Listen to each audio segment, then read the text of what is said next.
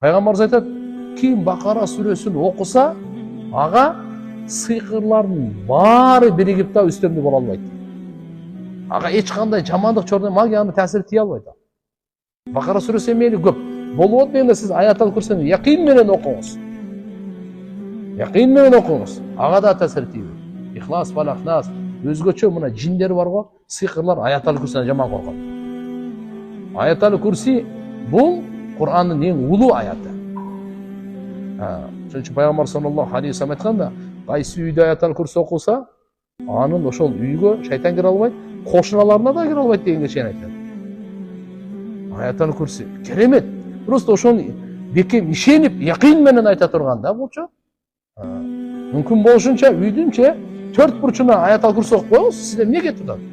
Абдурахман ибн Ауф менмин деген сахаба, өтө соодагер, акылдуу сахаба. Билесизби, Умар разияллаху дүйнөдөн өтүп атканда 6 кишини дайындаган. 6-оңор карап туруп, бирөөңөр халифа болосуң. Усман разияллаху анху Умар дайындап кеткен эмес.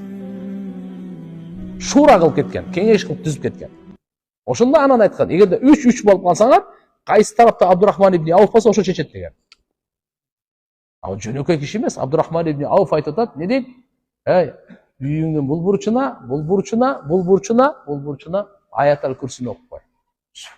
Кадимки да. Эгерде мейли офисиң бар, 4 бурчуна окуп кой, заводуң бар, окуп кой. Туган кээ бир мындай да, кээ бир зыяндар көзгө көрүнүп келет. Кээ бир зыяндар көзгө көрүнбөй келет. Бир алым айтат да, дамла дейт, эмне десем, сыйкыр да азыр аябай өнүгүп кетти.